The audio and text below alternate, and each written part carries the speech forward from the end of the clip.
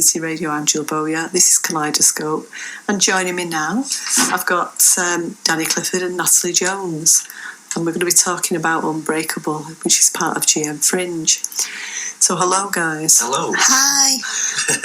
So is it your first time in GM Fringe, or have you got experience? No, it's actually my third year running. Right. Yeah, and I was actually on this show 2 years ago. Oh, were you? I was. It was promoting the first play on which one From was Heaven it? to Hell. All right. And I was here with Sue Jenkins, who directed it, and her daughter, Rosie. I remember. And Sue was directing Narcissist in the Mirror. Yeah, I remember and I played at the same time, so we were just on here plugging that. Well, thanks for coming back. So time's flown, really, hasn't it? It's 2 years. I can't believe that, yeah. You still look great. Don't look bad yourself. Well, you know. Yeah, oh gosh, yeah, I remember that. I can't believe it's 2 years ago. Yeah, but it did really well, to be honest. I mean, 2 years ago, that was my first play, and you know, it's a big step, big leap, going from being an actor with dyslexia, thinking, do you know what, I'm going to write a play and see what happens. So we put it on. It was a one-act play. We got nominated for Best Drama at the Fringe, got 5-star reviews, and then I brought it back the next year, built it up to a 2-act play, and we took it to 2 other venues and closed on Remembrance Day at the Millgate, and sold out. It was a fantastic evening, obviously, because it was all about the Salford Pals in the First World War. So it was a great occasion, being Remembrance Day. Everyone remembering that. So that's wonderful. So I'm going to go back to what you just said then, because you said you've got dyslexia. Yeah. So when were you diagnosed? Well, I've never been diagnosed. I've never been officially diagnosed, but it's always been something that I've been quite sensitive about, and I've only just started being honest with myself for the past 2 or 3 years. The more you start writing, and the more scripts you start reading, the more scripts you get given 5 minutes before you go in for an audition. Yeah. You think, I can't read this. Yeah. I really can't. There's something definitely wrong with me. And so then I spoke to a few people, and they said, it sounds like you got dyslexia. Yeah. So it's never been actually diagnosed, if that's the right word. I mean, it kind of is, but I'm an OT as well. I'm an occupational therapist. Right. That's my background. Yeah. As well as being the mad woman at the stage. But my son was, he found out he was dyslexic when he was 16, because he got the results of his GCSEs and kind of looked and thought there was somebody else's results. Yeah. Because all through school he'd been doing really well, and I'd gone to parents even, no problem. I had actually highlighted it at school and said, I think my son's dyslexic, when he was tiny. And people kept telling me that he wasn't. And schools don't really pick it up. Because, this is the thing that I've been talking to people about, really, and it's helped, is when I was at school, I remember this as far back as my first year in school. You know, you're surrounded by people and all these new children, and you have to read out loud in front of the class. Yeah, which is terrifying. Oh, it's terrifying. I mean, that was nerve-wracking in itself. But when you have to read a whole chapter in front of the class, I'm not really a nervous person. Yeah. You know, I never have been. I've always been sort of like Jack the Lad. Yeah. But when you put in front of the class, you start talking.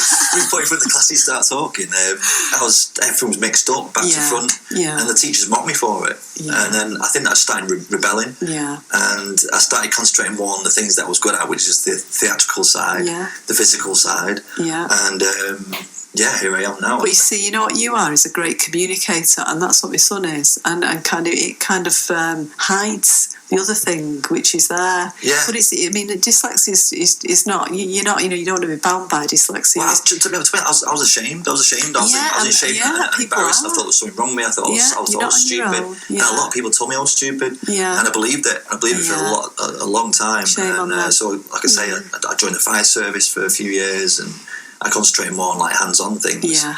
And it's only now where I'm starting to figure out how to write and how to read and just pace myself, you know. And sometimes if I can't get it all down and write it out as quick as I can, I'll just do a voice memo and talk into it. Yeah. But you find your way. You find your way. Well, you do. What I didn't realise was that my son was photographing everything. So instead of writing this, I mean, his handwriting is not bad, but you're right, it's quite tiny. Yeah. You know, so he looks like he's got a younger person's writing. He's 21 now. But he was photographing it, so he'd even photograph labels off clothes, or, you know, because he had the picture there and you could see it. And he said he sees things in pictures, and he's very creative because he makes beautiful outdoor spaces. Well, I think people with dyslexia are creative. Well, there's hope, because someone said to me, Richard Branson's dyslexic. Yeah, I was going to say that next. Jamie Oliver, Tom Cruise, I was like, do you know what? I'm glad I'm dyslexic. You know, just embrace it. I am embracing it now, Yeah, so don't feel ashamed, because actually most people who think they might have dyslexia are told they've got dyslexia hide it for a while, and I know this from talking to a lot of people. And then, you know, when they actually embrace it, they realise they're part of a big team out there. They're all doing amazing things. Yeah, I think people are becoming more understanding as well. Even when I go to auditions or speak Albert Einstein. Yeah. But if you do need the script earlier, just to sort of, because I can get off book quite quickly, which means get off your lines. So the earlier I get it, the exactly, because I mean, you'll probably find that you need to really concentrate. I do, you get distracted. I focus too much, and then the performance is just so wooden. I don't believe that at all, do you? You're not thinking. I'm just staring at a page, not performing. I don't believe it. Anyway, moving on. I'm going to play a tune, and then we're going to come back and talk about your production. Your new production. Welcome back to Salford City Radio. As usual, I'm busy chatting when you can't hear us. I don't know what we're talking about. But it was a great tune by Ed Sheeran. I do like Ed Sheeran. So Danny and Natalie, tell us now about Unbreakable. That's right, Unbreakable. So Unbreakable is my second play. It's on this year's Greater Manchester Fringe. And before I go on, I wanted to say a massive thank you to the GM Fringe for everything they've done for me, and for my first production for Mental Health. They were so supportive, and you know, for new writers, it's the best platform out there for actors, for writers, because it's somewhere to start, you know, and they really give you that platform to put your show, and they help you produce it and promote it. I mean, I wouldn't be here today if it wasn't for them. So massive thank you to everyone at the Fringe. But my new play, Unbreakable, is totally different to my first play. It doesn't pull any punches, and it's about boxing, so excuse the pun. But it's very, very raw Mancunian play. It covers a lot of topics such as drugs, you know, the spy situation we have in the streets of Manchester at the moment. It's very hard talking about stuff like this because you don't want to give too much of the play away. No, you don't. I'm just going to give you some sort of snippets now. Just some background. So, my character's a boxer. And Do you box? I do actually box, I've boxed since I was 15. I'm 36 now, so it's been a few years. So that was, you know, I think you always want to write about your passions as well. And, so absolutely. I threw that in. I always wanted to play a boxer. Why not? Why not? So, I play a boxer, and my fiancée in the play, who's played by Eve Gordon, who's a great actress, she's actually addicted to drugs,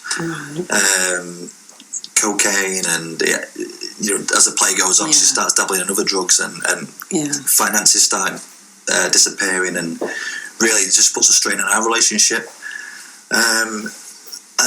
So there's other characters that are involved in the whole story, such as drug dealers. I have, you know, colourful characters like my father, who's a bit sort of like Frank off Shameless, you know, that kind of big typical Mancunian, you know. But I want to keep that. Is Frank a typical Mancunian? I bet there's a lot of people out there. I think maybe if but we all know who he is. Yeah, we all know who he is. If you're a Southerner, you're right. Yeah, if you're a Southerner, you'll think he's a Manc. But he's a City fan as well, so that makes him a Manc. Right. So it's just I don't know. It's like I say, there's a lot of topics that are hard to talk about, and they're hard to write about, such as the drugs and the exploitation of women, and you know, a lot of people could try and wrap this in cotton wool, but I really didn't want to do that. I wanted to keep it as sort of like, if you like, an 18 rated play, you know, because you can't sugarcoat subjects like that.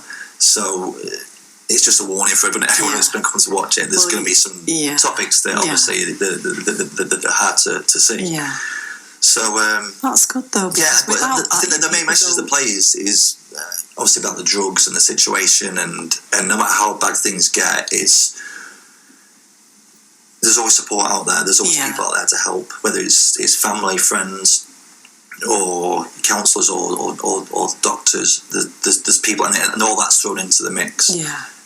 But also it's got action, it's got comedy, there's fight scenes, boxing scenes. So it's got a bit of everything, and it's it's a Mancunian play. It's got underscores from some of the best Mancunian bands like Oasis. And it's the first play I'm having projections in, so we want to keep the set quite minimal, just to keep it quite slick and fast paced, and just have projections with Manchester skylines, or whether it's a boxing ring, or so it's going to be fast paced, good play, and looking forward to it. I'm very bit nervous because it's my second play, and as a writer and a producer, you get like that. Because the first one did so well. Yeah. This is my second one now, so fingers crossed. You've got a lot to live up to, haven't you? No pressure. No pressure. It sounds great, though. I'm sure you'll do really well again. Yeah, but Natalie's character is, she starts dabbling in the whole drugs with Catherine, who plays a friend. But if you want to talk a bit about your character. Yeah, go on. Yeah, so my character, she is really fun. She brings lots of, she's very comedic, and, she wants the party lifestyle. She just wants to have fun and carry on, the uni lifestyle with Kath.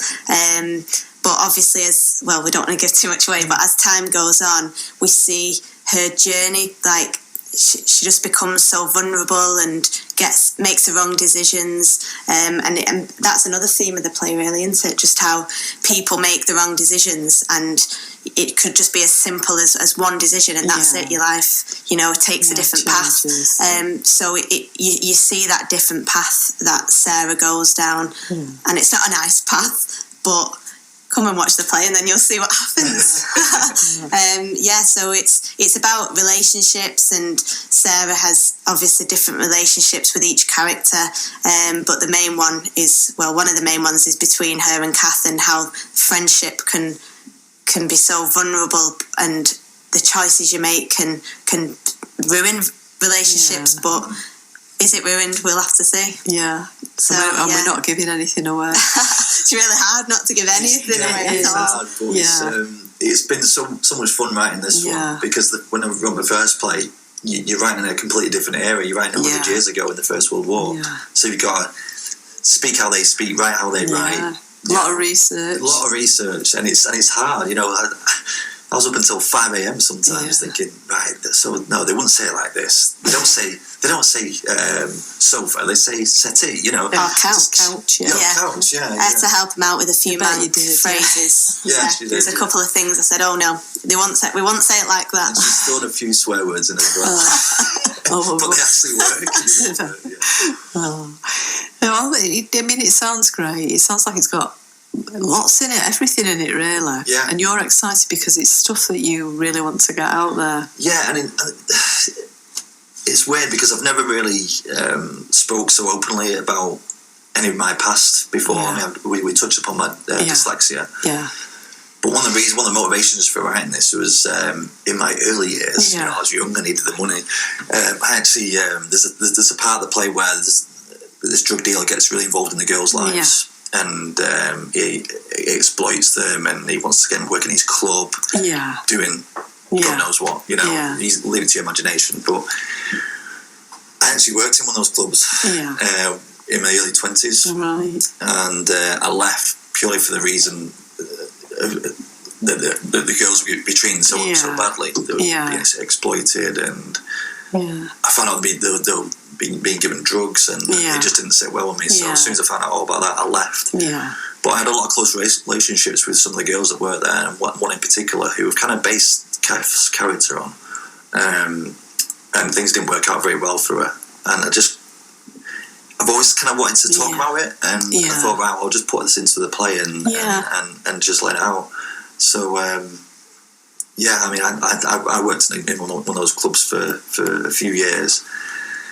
And just seeing how bad the girls were treated, and no one knows about it, These strip clubs, if you go to a strip club, you see the girls dancing, looks like they're having a great time. You don't know what's going on behind the scenes. Absolutely I'm not saying that's the same in every club, but where I was working, it was, it wasn't nice, it wasn't pleasant.